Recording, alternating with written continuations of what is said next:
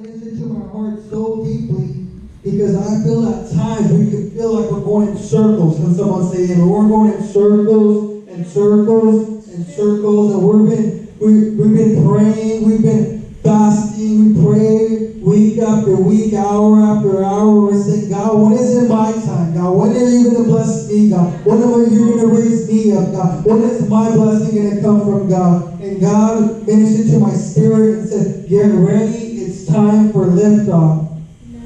How many of us have said prayers like, God, when are you going to bless me? God, when are you going to allow a blessing to come upon my life? I've been faithful. I've been sowing. I need a breakthrough. Can someone say amen? Amen. Amen.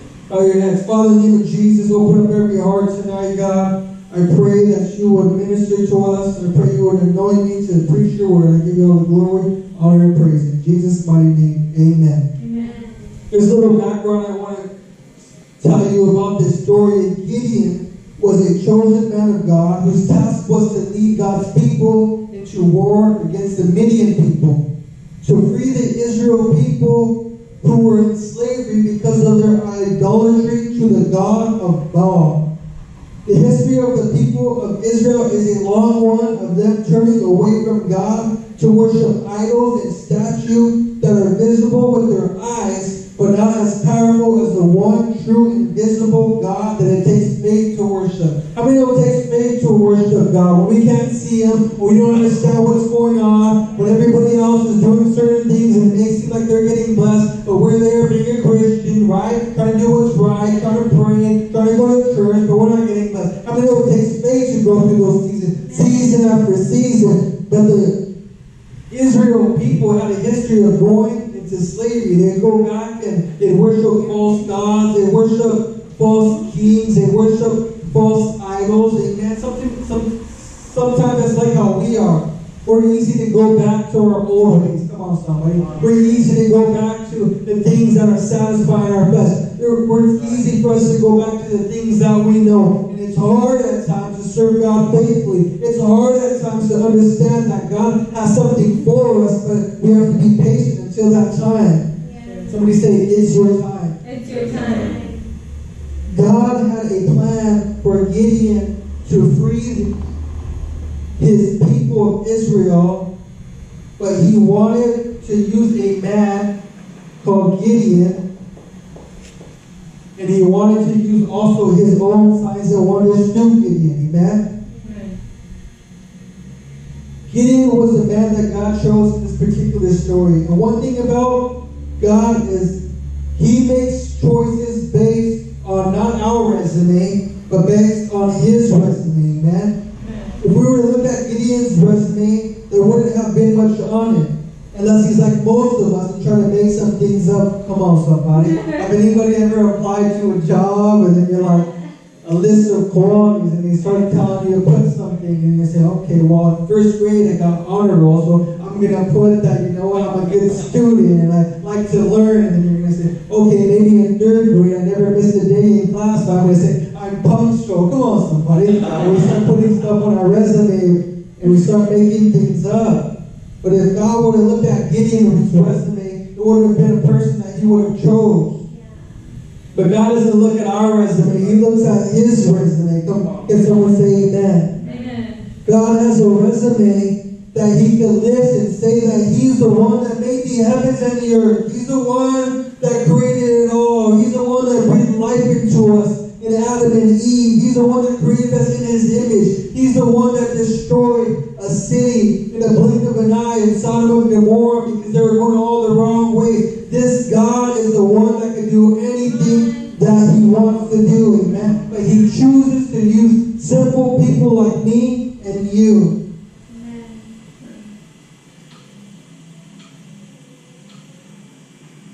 So God chose Gideon. And Gideon was a man that didn't see himself fit for the job. And one thing I've learned is that many people in today's day and age struggle with this more than ever before. There is so much confusion in people's lives, so much low self-esteem, so much complexes, so much depression, so much doubt. Even on the highest level of people, the most high-profile celebrities, they're struggling taking antidepressant pills. They're drinking alcohol, making themselves throw up in the restroom. They're getting plastic surgery. Amen? In today's society, we struggle with this complex. But I want to tell you, my friend, that God has summoned you. Someone say, God summoned you. God summoned you. God told Gideon, I myself have summoned you. I will get you to accomplish the task that I have laid before you. And if God has told you something, Victory Center, I'm here to declare that God will see you through it. If God says you're going to get your college degree, you better believe it. If God says you're going to own your own business, it will happen. If God says you're going to own your own home, it will happen. If God says you will have your own family and get married one day, it will happen. If God says that He will heal your sickness and disease, it will happen. He's not like a man that He shall lie. If God says that you're going to become a man or woman of God and build a local church, it will happen, but we must do our part. Amen. The first thing I see in the scripture is that God appointed Gideon to do this job. Even if Gideon said in Judges 6 verse 16, my clan is the weakest and I am the weakest in my family. Do you know that the appointing of God happens when we are still in our mother's womb? Jeremiah 1 verse 5 says this, Before I formed you in the womb, I knew you. Before you were born, I set you apart. I appointed you a prophet to the nation. Someone say appointed. Appointed. And as God appoints us, Victory Center, I want us to realize that He's given us a purpose. Each and every one of us has a purpose. We have a calling. Whatever that may be, I challenge you to go after it this year. Do not let anything hold you back. Don't hesitate. Don't procrastinate. But God wants to guide you into His perfect will for your life, your perfect destiny. Amen? Amen. It's going to take hard work, but this is the year that we must rise up. This is the year that God wants to do something special in our life. But it's going to take dedication. It's going to take practice. My friend, Netflix is cool. Come on. Instagram is cool. Facebook is cool. But God is saying, prepare yourself this year. Get in my presence. Come to Victory Center. Get discipled. Let somebody show you the things of God. Let someone show you what the Word says about your life. And I want to see you through for your purpose, for your perfect purpose that I made you. Amen? I challenge my wife, practice your gift of singing. I tell her, practice your gift of playing the piano, practice your gift of playing the guitar, because it's her passion and it's her gift. Myself, I've challenged myself to go further in my education. I want to start my bachelor's degree by the end of this year. I want to be able to serve people at a greater and higher capacity. What has God called you to do this year? Take an inventory in your life and what do you believe that God wants you to do? What do you believe that God has for you? What do you believe that maybe people might say is impossible, but the Bible says what's impossible for man is possible for God. Don't listen to the devil's whispers. Don't pay him no mind when he's saying that you'll never amount to nothing, when he's saying that it's too hard, when he's saying it can never be done, when he's saying don't practice, when he's trying to discourage you, when he's saying don't rise up, when he's saying don't go to Victory Center, when he's saying Dan doesn't know what he's talking about. Come on, somebody.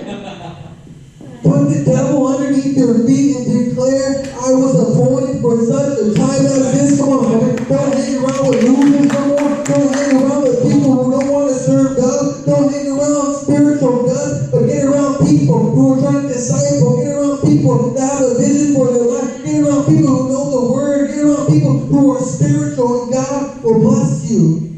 Amen? Amen. There's people who just want us to fail. Amen? There's people in our lives who don't want to see us succeed, but we got to speak to that demon behind their spirit, like Jesus spoke to Peter and said, "Get behind me, Satan." Amen. We got to speak to the satanic spirit behind people. How many know that? Just how God uses us to go witness to people, just how God uses us to build a church. The devil has an army of people who may not even know that they're under the influence of this demonic spirit, and they're out there. They're trying to tell people to go the wrong way. They're saying discouraging words. Even me as a child, I was only spoken bad things over my life. I said, you're never going to amount to nothing. You're going to be just like your father. You're going to be just like your mother. Even the police would tell me that. Even the teachers would tell me that. But how many know when I came to Victory House, I was sitting under preachings like this, they would tell me, my friend, God can do anything that you believe. If you have faith, He can heal you. If you have faith, you can go get higher education. If you have faith, you can have thousands and thousands of dollars in your bank account. You can travel the world, my friend. And I've gone to Africa. I've gone to Jerusalem. I've gone to Thailand. Just a humble man that used to be in the neighborhood. Didn't have nothing going on. Didn't graduate high school. Now I'm talking about one of my masters. Come on, son. But it's all to the power of God. It's all getting around close people that wanted to disciple me. People that had vision. People that said, you know what? If you want it enough, if you want to see God's purpose in your life, come with me and I'll take you there.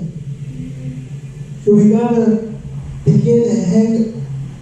begin to surround ourselves with the people that God is bringing into our lives. Amen. Amen. All the fears and anxiety this year have to go away. We have to hang up all the hang-ups this year. Amen. I know it sounds a lot easier when I'm saying this, but through Christ it is possible. Can someone say amen? Amen. Number 2 is, to rise up this year, we are going to need a community. This whole long story here in the book of Judges is about a story of how God used Gideon and an army of 300 to destroy a ginormous army in Midian.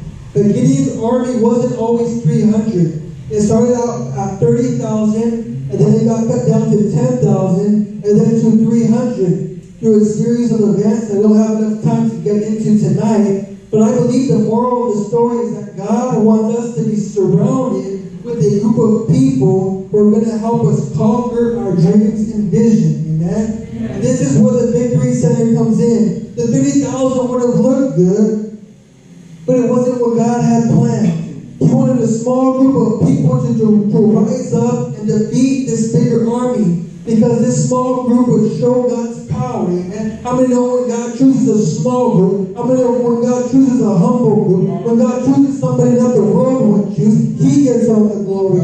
Tonight I want to declare that God is building something here in Victory Center. Amen. And you might look to your left, you might look to your right, because there's not that many people around here. But let me say, the Bible says a man sharpens another man, like an iron sharpens another iron. Amen. Like a sword sharpens another sword. But all we need is one disciple. All we need is one leader. And I'm here to say tonight is that God wants you to stay close to this small army, and we're going to train you. We're going to equip you. And 5 years from now, you're going to say, oh my God, 500 people. Oh my God, 1,000 people. Oh my God. I remember when it was just 10 of us who were at the Victory Center clapping off beat. Come on, somebody. Josh was learning how to play the piano.